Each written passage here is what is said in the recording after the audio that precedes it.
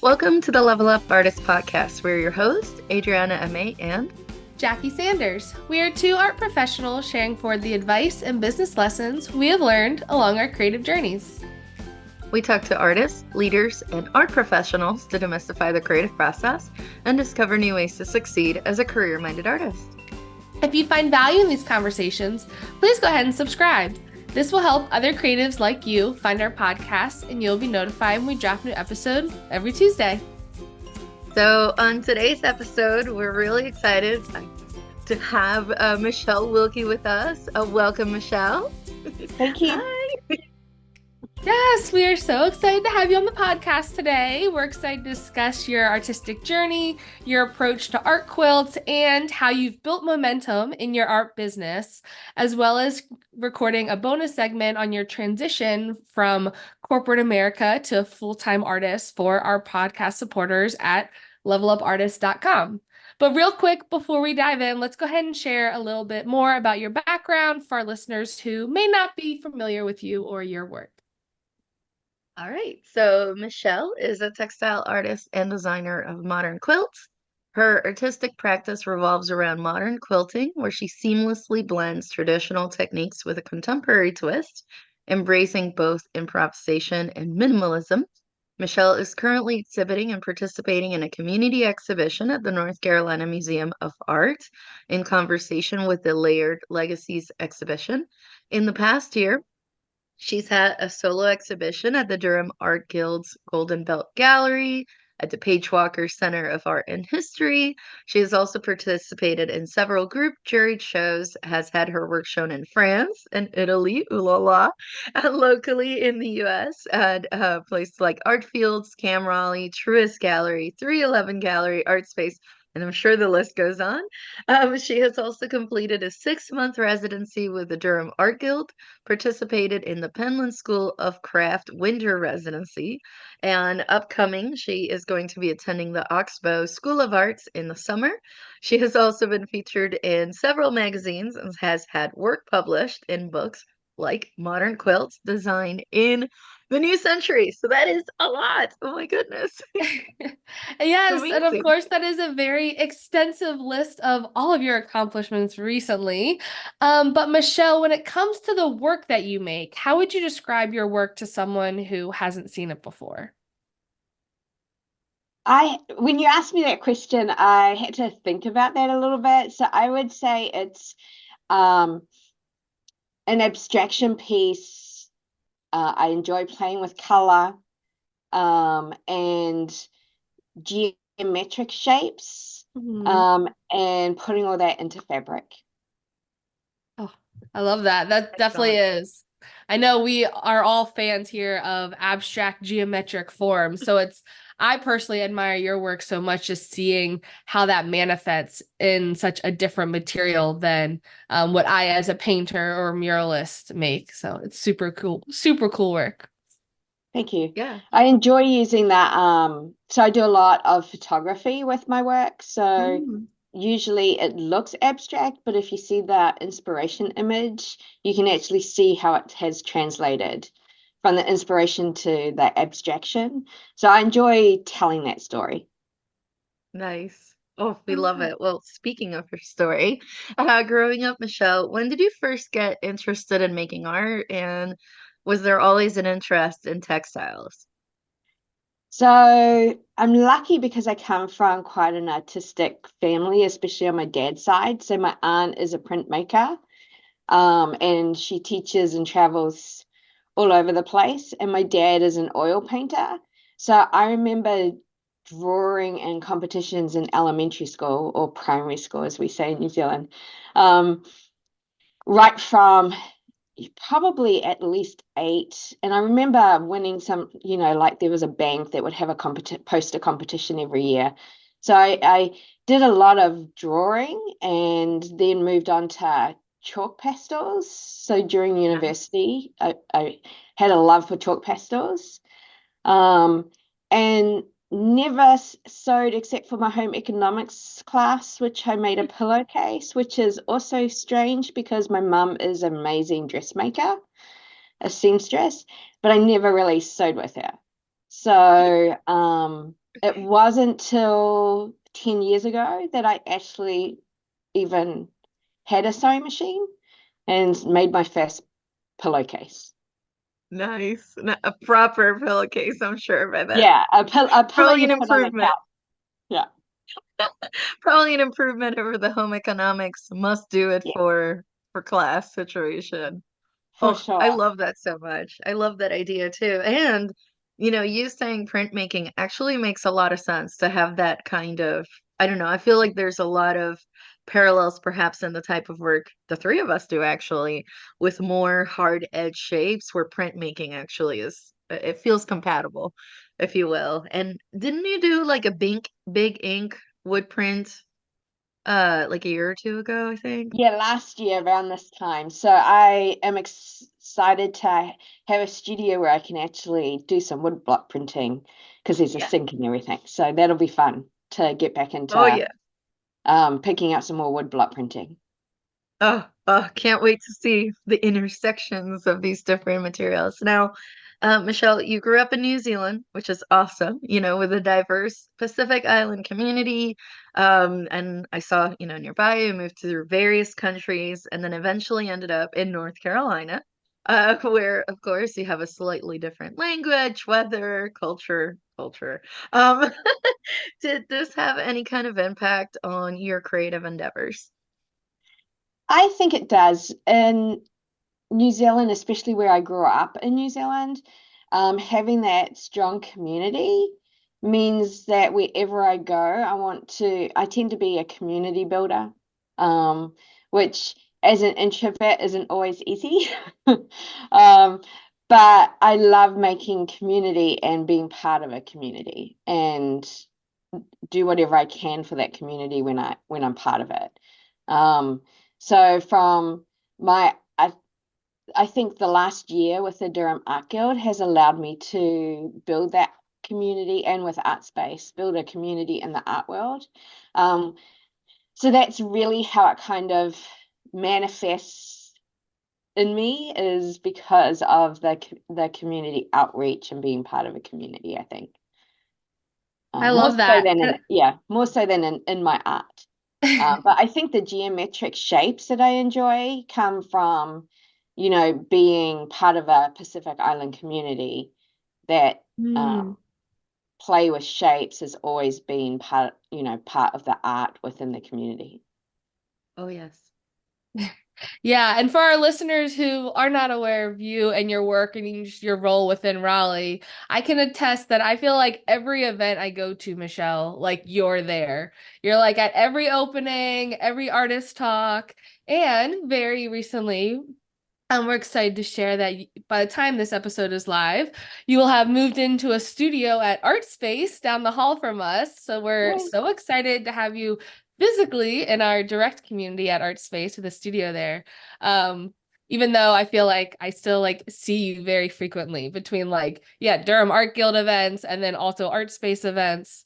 You can definitely tell that that community and connection with other artists is a huge part of the work, which of course, we're a huge proponent of on this podcast also, because I think that's especially going from a different country or a different industry, really leaning into the artist community in any town or city, I think can be really pivotal for artists. Like you really seeing each other as these are my creative coworkers, as I call them. Like Mhm, just like mhm. other industries, you have networking events, you have, oh, let's talk within the office, the cubicle talk.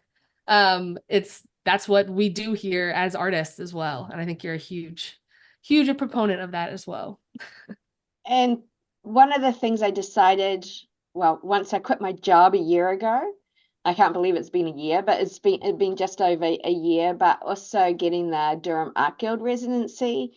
If I Hmm. was going to make, I needed to make the most of that since this was kind of my Mhm. full-time job now, right? So you see, I tried to go to every event I could because of the networking opportunities. And I've met some amazing people too, which has been both artists and then also people that are important within the art world, which if I had to give advice to anybody, it would be make sure you use the networking opportunities that are provided. Yeah, Absolutely. absolutely. Because it's definitely all about that connections, whether it's from them telling you about like a group exhibition that you think they'll be a good fit for, or even just like having other creative friends to go to events with. I feel like that's definitely a momentum builder. Which, yes, it's been just about a year since leaving your full-time job. So I'm curious if you don't mind backtracking a little bit from that. When did you first start seeing quilting as something more than a hobby? And can you talk a little bit more about that transition over into full-time artist? Yeah, well, I will say that I thought quilting was a hobby for until I quit my job, but my husband will tell you that probably straight away it was a second job. Um, so I think within about 3 years of making quilts, maybe even less, maybe two, I was already submitting work into magazines. So the quilting world has quilt magazines that provide patterns, and you can submit those patterns and they get accepted or not. And I started off with Love Patrick Quilting, and then I also won a design competition, which I didn't realize when you do a design competition, you actually get the fabric and you're supposed to make it. So then I had to make a quilt, and that went into a magazine with the pattern and everything as well. So I kind of was working after I finished my day job, probably till about 3 a.m. in the morning, pretty within the first 2 to 3 years. So I Oh, think that's why my husband calls it. I had deadlines and everything. So he said once you hit a deadline and made money from it, then that's it. It's a it's a second job. job. Yeah. Yeah, it is. Yeah. And as a Look at your fellow full-time artist with a full-time day job, that is definitely no easy feat. And I think many of our listeners who are teetering that line can definitely attest to that. It's a full-time job even after you get home from that job. Yeah, well, and then I took on teaching, which included travel and everything else too. So, but I've always enjoyed sharing what I learned. So it's not so much the teaching I enjoy, it's the sharing and being able to see people develop their own ideas. So that the started pretty community. quickly too. As soon as I was doing patterns, I think I was also teaching. So all of that all at once. So There's the Oh, community aspect again too. Plus, quilting has a long history of having a community aspect to it, and how people back in the day would pass information, both generational and also the happenings of the day. It was all through quilting groups, essentially, or different types of textile and sewing and craft groups. So that's awesome. mhm. Great community tradition in there. yes. Yeah, and as someone who I am obviously not as well versed in the history of quilt making as of course you are, but I think one thing that I've always kind of observed with the quilt making is it's a super interesting combination of like design, fine art, craft. Of course, you're making these objects with your hands, but they look very like constructed, like very intentional. But especially the quilts that you make, you're making them for art venues like galleries and museums that which are very different than, let's say, a quilt that are intended for bedding or a comfort. So I'm curious, do you consider the pieces that you make more art objects, functional items, or like a little bit of both? I think I'd go with a little bit of both Mhm. because, like the piece on the wall that I've got behind me at the moment is going to be a cushion for a wood bench. Oh. I suckered my husband into making me some wood benches for my show, but I didn't get the cushions done, so I'm working on those now. Um, so I think it can be both. I don't restrict myself to just being fine art. There's times where I want a quilt to be comforted, and wrap myself up in it or give it to a friend or a family member because of the importance of me handmake that handmade object. Um, but there are definitely pieces that I wouldn't use, that I would consider art. But most of my quilts are at least 60 by 60 inches. So, which means they can either be an art piece or used as a lap size quilt. Um, Nice. I am trying to, I think it's been really interesting watching the art world in the last, say, 12 months because think I feel a difference for quilting being more accepted, and specifically quilting, because weaving has kind of been there, and some other fiber arts have kind of always been splattered in there. But quilting has really been considered craft, and other than a couple of folks like G's Band and Denise Schmidt, um, I think it's always been kind of a little bit on the outside. So I'm happy. I've seen a huge difference in especially the last 6 months, of quilts being accepted more into exhibitions and shows and other things like that, which is exciting. So I really want to keep pushing that boundary of having quilts being seen as art and accepted as art. Yeah. Hey, and it's about time. I'm like, I want to say when I was researching the topic, it may have been the Whitney. They had an exhibition back in the 70s all Yeah, about quilts, trying to break through that mold of like, can it be art? And the answer was yes, it can. So I love that idea of like, yeah, let's continue because it is as valid a medium as any other, in terms of fine art.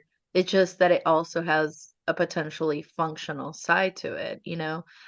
Which I love that idea, but thank you for clarifying that question. I've always been curious. I see some of them on display and I'm like, but could you sleep with it? And the answer is depending which one. yes, like my recent show, there's one quilt that I would probably I might end up giving away as a bed quilt. But the rest of them are definitely Art. more art pieces than functional pieces. Yeah. Well, and they could still be draped over a beautiful sofa type Yeah, situation. You just wouldn't recommend sleeping with them. But they could still have a semi-functional decorative, yeah, element to it. Not just they don't have to be on a wall, and that's it. Like a painting, that's pretty yeah. much all you get. It's, stuck up on a wall unless it's a special construction. But with that in mind and some of the things we've been discussing, of course, I do want to talk to you, of course, about like how you've been building some of this momentum. And with that, I'd like to ask you, what are some of your long-term goals as an artist, and how often do you revisit them? One or two, one or two. So I don't really have like long-term goals. So Uh-oh. I try to plan out goals for the year. But I would say I use them as guidelines. I'm not a good person to stick to. I make a lot of plans, but they are all guidelines. I never stick to them religiously and that this has to be done at this time or anything. So this year I'd like to I've at least I looked at my goals. I think I've at least accomplished maybe 50% of them already in the first quarter. Thank you. Yes, we One of love them was, that. yeah, It's huge. one of them was showing at a museum. So obviously I Check. have a piece at North Carolina Museum of Art at the moment, which is huge to have quilts in at a contemporary art museum. So I'm Mhm. thrilled about that and it's so exciting. Um, I've also started showing out of state. So I have art fields at the beginning of May, which is in Yes. South Carolina. And I have a piece there at the Trax Visitor Art Center. Love that And one. yeah, I was happy to That's land a up there. great location. That is a great location. Yeah. And then I just signed a contract for another solo show in Virginia, in Petersburg, in May. So um, I'm then the other side was the financial side, and I've hit my financial goal with the quilt classes that I've got planned for by the end of the year. But that's, I've got a couple of week-long teaching gigs in Oregon, which is fantastic. I'm excited to go see a new state that is new to me. Yes. And yeah, so things have been eventuating or coming to fruition really quickly. I thought I'd have a quiet um, second half of the year, but I will say that it just seems to be keeping on going. And I think That's I'm always here how more. it works out. You're always Yeah. like, okay, great. After I get past this milestone, it'll be calm. I have nothing planned. And you just keep like running after that calm Uh-huh. time, which I don't know. I think that's, I mean, obviously a great place to be in as an artist where I feel like you really have been gaining that momentum.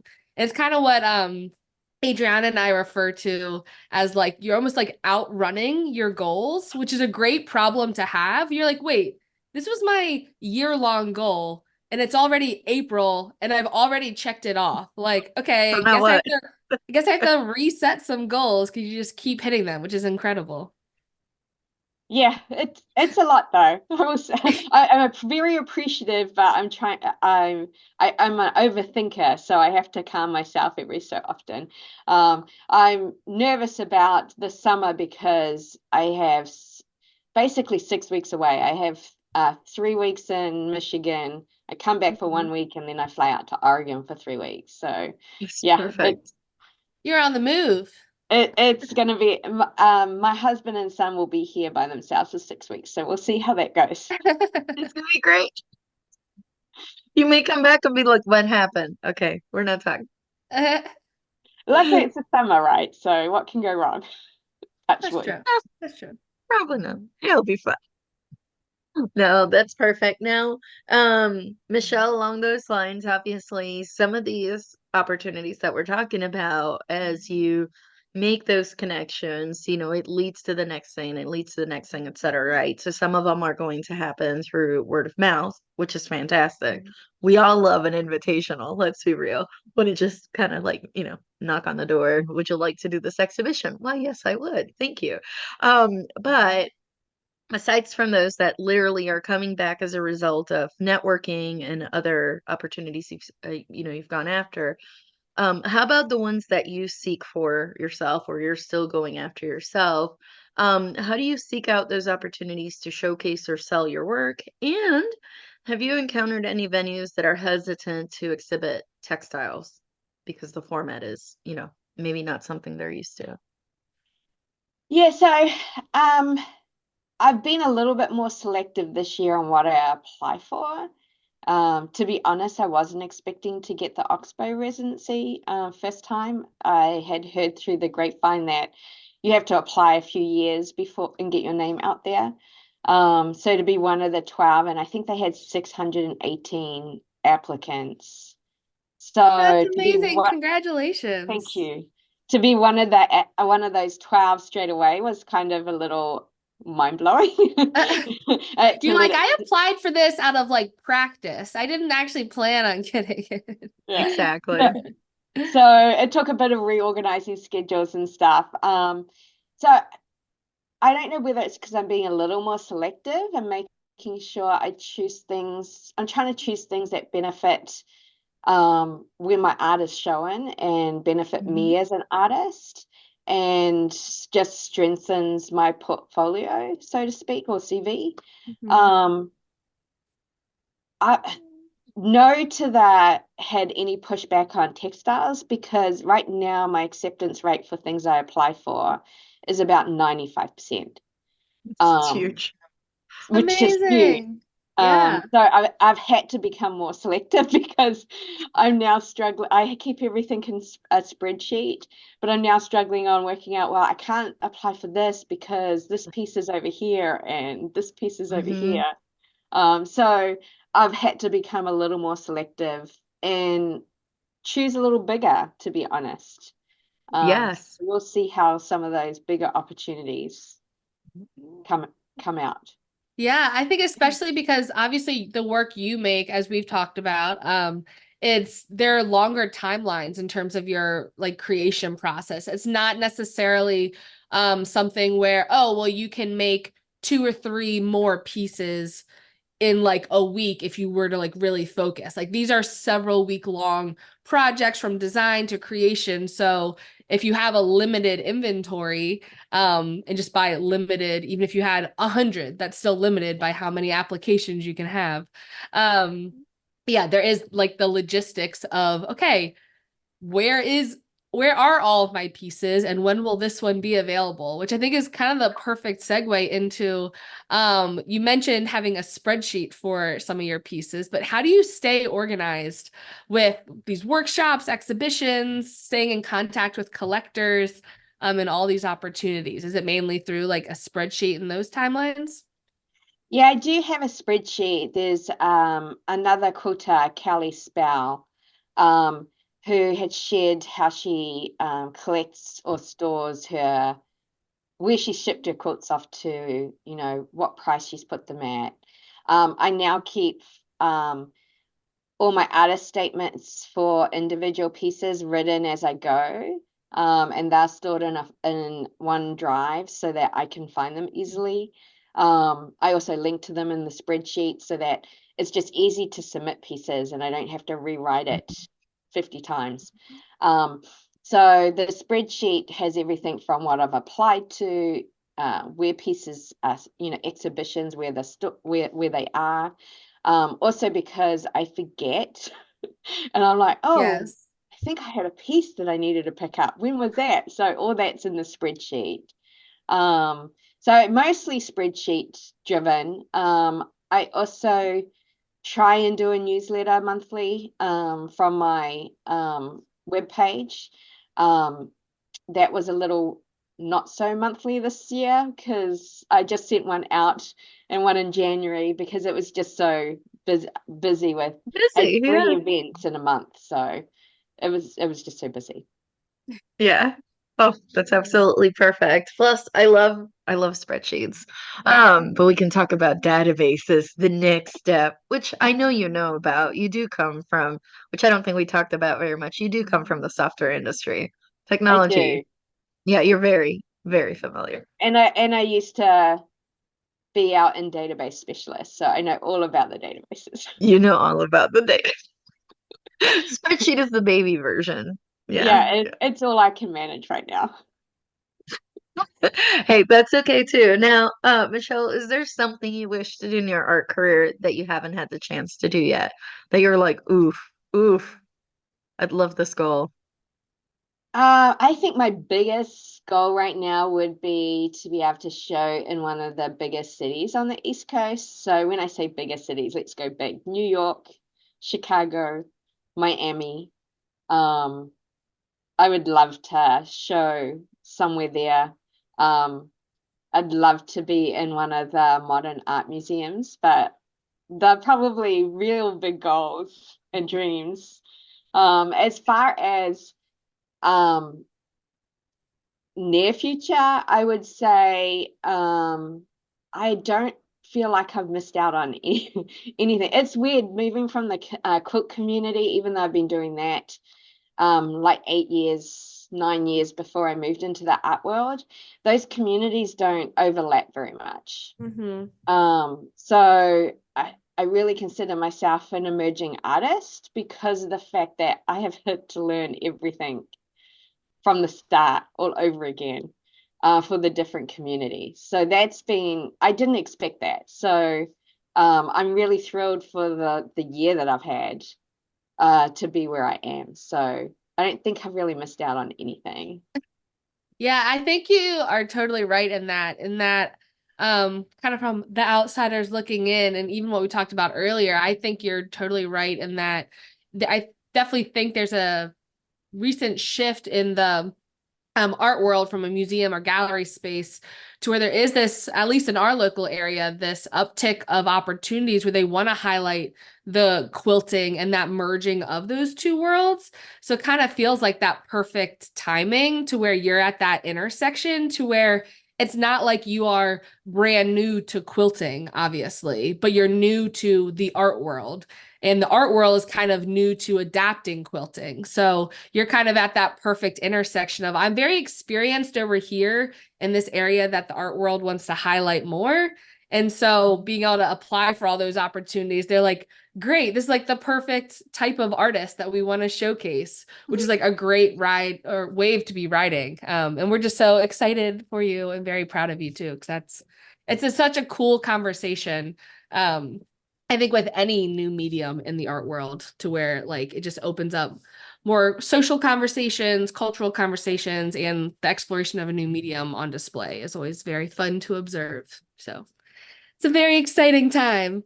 But real quick, we love to ask all of our guests how they define success. But first, we're going to take a quick word from our sponsors.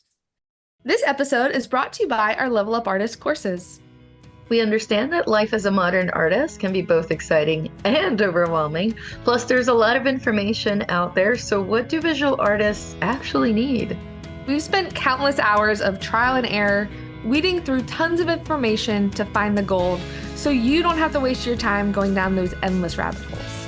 In addition to weekly calls, we have created video course modules to cover everything from artist documents to exhibition prep, social media to technology, sales strategies, artist mindset, PDF resources, templates, and so much more. Ready to get started?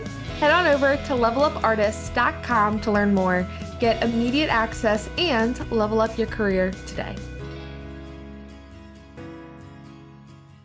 Welcome back, everybody. So one of the questions we love to ask every guest is, how do you define success as an artist? Hitting all my goals. I think it's multifaceted, right? So right now, I think I'm doing really well on exposure and getting my work out there, and I've had some amazing opportunities. And that kind of was kicked off with the Raleigh Fine Arts exhibit and showing at CAM. And I know folks at CAM had said that this is the second time that they'd had a quilt showing at CAM. Aaliyah, who's part of Art Space, was in there the month beforehand. So that was thrilling, being able to hang it, like I said, at North Carolina Museum of Art. Everything happened so close together. I'm still kind of processing all the excitement around exhibiting where I've been able to exhibit. My next phase is making sure that I can still earn a living as an artist. I think I'm hoping the exposure leads to more sales. Not that I feel like sales is the only success factor, but it's one of the factors. I think from a revenue standpoint, I'm hitting it with teaching. So that was the other big thing learning, is the difference between teaching art versus quilting is a very different price point. Income stream, I'm definitely staying in the quilting world for the teaching side. So yeah, and then just happiness and health, and both mental and physical health. They're kind of my three. So the exposure, the dollar values, the revenue, and then my health are kind of my three measurements for success. And since I quit my job, definitely got bonus points on reducing stress, which has been fantastic. I've also been able to focus a little bit more on health this year, and focusing on being more healthy mentally and physically. Like I said earlier, I tend to be an overthinker. So that includes going to bed at nighttime and having sometimes panic attacks and trying to manage those a little bit better, which has been a lot easier since I quit my job. So all of those things kind of contribute into what I consider success. My husband will say that I'm a way happier person and less grumpy. So that's a bonus. Hey, that's exactly what mine says about me leaving the corporate world too. Yep. Yeah. Apparently there is a distinct difference in working, 40, 50, 60 hours a week in a corporate environment to, even if I'm still working those hours on the art side of things, it's completely different. And the ability to do our own schedules. And if you're like, I want to, in the middle of the day, have a walk, go to a park, or I don't know, do something nice for myself. You don't have to ask permission to a Yeah. boss and be like, can I just take the afternoon off because I'm not feeling well, or I'd like to go to a beach. whatever. Like you don't even have to ask. You just, I mean, yes, we have commitments too as professional working artists, but it's a lot easier to be like, okay, when do I have an afternoon that I can just literally bob off and go somewhere and I just will hang out? I will say I was really lucky for the company I worked for because I could do a lot of those things.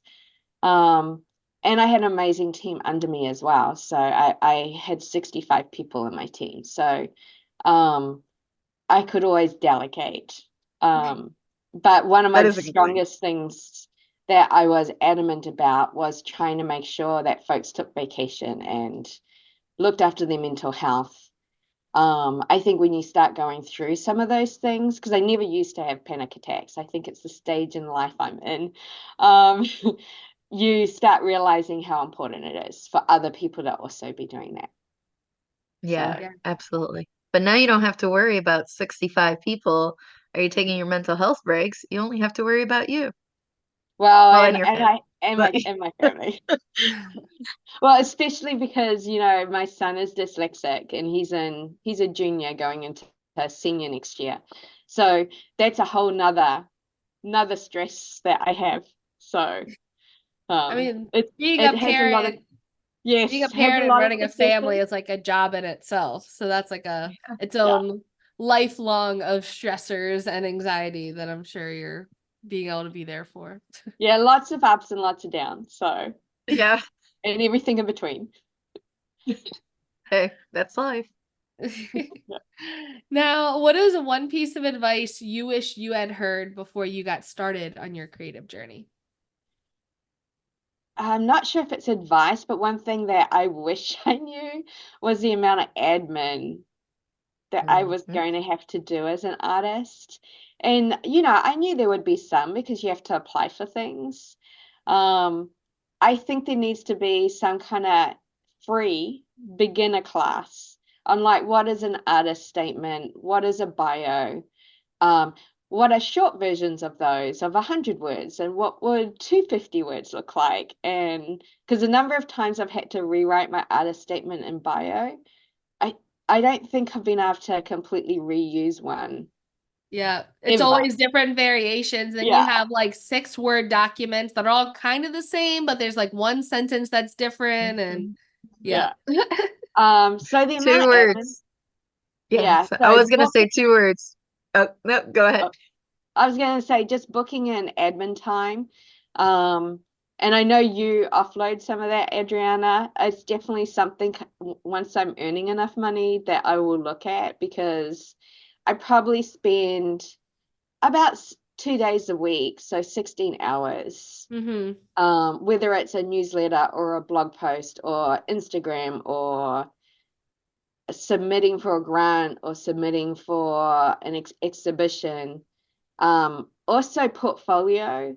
Like I thought, oh, once I have my portfolio, I'm good. But because it takes so long to make a quilt, whenever they say, oh, images in the last, 10 images in the last 2 years, I'm like, oh, well, that's only half my portfolio. Now I have to go find more photos of the more recent work.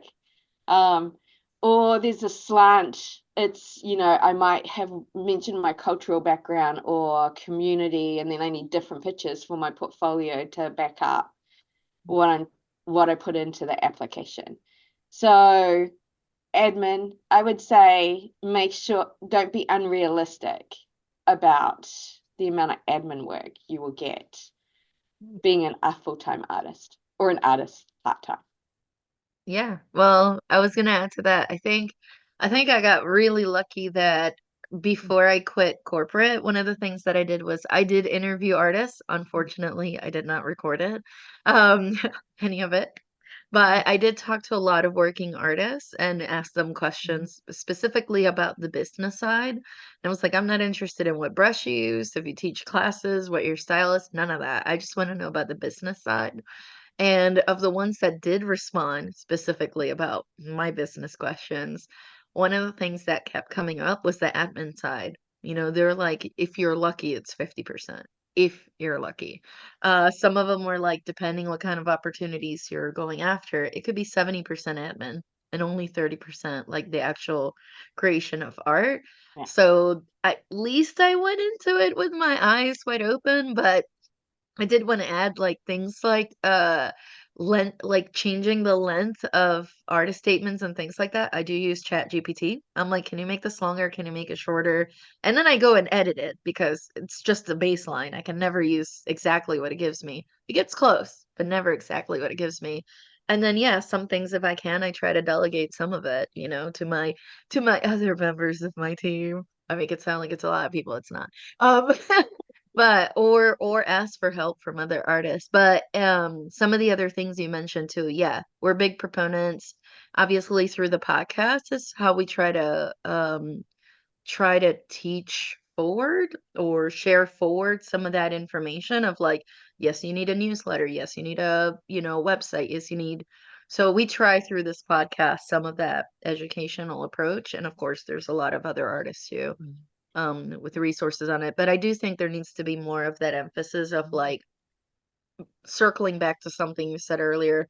The moment you're spending all these hours putting in all these applications, competitions, and there's money involved, it's a business and you need to treat it like that, and that does involve some of that other admin stuff. So just kind And I was really lucky because because of the job that I did have in the software world, I'm quite familiar with contracts and have written probably more than my fair share of the bulk of the contracts. I was definitely not our legal, but I submitted work statements regularly. So that has carried over into this role, which I'm really thankful for, especially for my teaching contract, because there's things that I'm very adamant about when I teach and travel with that. But that also means my travel's covered, my expenses are covered.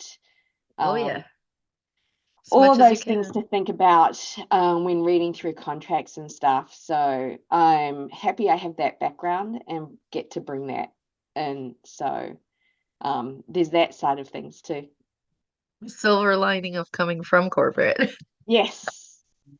Hey, there's good stuff in there too. There's good stuff in there too. Well, Michelle, if someone randomly hands you $100, what would you splurge on or invest in?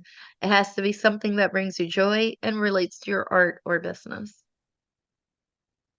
I would probably at this point buy some new ink for wood block printing because I am still kind of starting out on that realm, so I don't have everything. Um, to be honest, in both wood block printing and sewing, $100 isn't going to get me very far. I might buy a couple of bolts of fabric, but yeah, I was it's gonna say, I'm like, yep, you'd always get some fabric with that. yeah, but no, probably more on the wood block printing side. Nice. I love that. Well, we're excited to see maybe some wood blocks down the hall from us when you move into art space soon. But for our listeners, what exciting projects do you have coming up that they should know about in addition to moving into art space? So obviously I'm going to Oxbow, so I'm excited because that is not a project-based residency. It's 3 weeks of just experimenting and playing. So That's um, amazing. it's also up in Michigan at like 2 hours from Chicago, right on Lake Michigan. So I'm going to take my camera with me as well, and so I'm hoping to get some good photos into. So I'm super excited to spend the summer, 3 weeks out of my summer there. Um, so the next exhibition I've got is other than Art Fields, is I'm working with Petersburg Art League at their gallery, and we'll have a solo show there. I think it's starting June 14th through Nice. to August 3rd. And that's fun because it's an exhibition I've already had, so I get to have it travel somewhere, so I don't necessarily need to make any new work. That's Um, always Yeah, really great. You can be like, great, pull all the work from here and then just put it in a new spot. Done. we love yeah. that kind.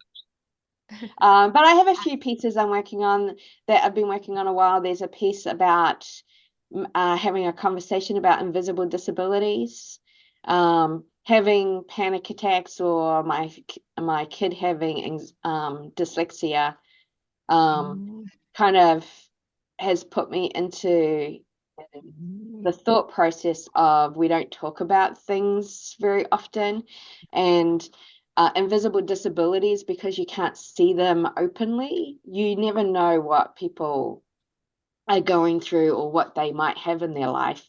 So I'm really excited about going back and working on that piece, since most of my exhibitions are done, or have things made. And then I just want to play, to be honest. I just want to go back Yes. instead Yes. of having deadlines, just play with fabric and designs. I've got like 3 rattling around in my head right now that I haven't even. And my art process is kind of interesting because I design everything in my head. So by the time I get it on paper, I've decided on color, I've decided on shapes and everything, and then it edits and morphs along the way, but most of it's almost completely done by the time I put on paper. So they're going through my head right now. Through the They're almost processor. ready for paper. I love it. Well, we're excited to see those pieces come to life. And for our listeners, how can they stay connected with you after they listen to today's episode? So I have both an Instagram and a web page. And my web page, you'll have a pop-up with a newsletter sign up. So the web page is ML Wilkie, and my surname WILKIE.com, and then Instagram's with an underscore between the L and the W. Trying to stay consistent. No, that of course, and we'll make sure to link all those things in the show notes. And would you mind staying with us a few extra minutes so we can discuss your transition from corporate to full-time artist on a bonus segment for our podcast supporters? Yes. Yes, thank you. Perfect. In the meantime, if you want to stay connected with us in between episodes, share your feedback, or have a question you would like for us to answer on the podcast, you can reach us through social media. I'm at May Art across all platforms. And I'm at J Sanders Studio on all platforms. And if you want to follow the podcast, we are at Level Up Artists on Instagram. You can also visit levelupartist.com to hear the rest of this conversation and become a podcast supporter. This will also give you access to amazing off-the-record conversations like the ones we're going to have with Michelle, with our guests, the art community platform, and it helps to keep the podcast going. Thank you so much for listening. We'll talk to you next week.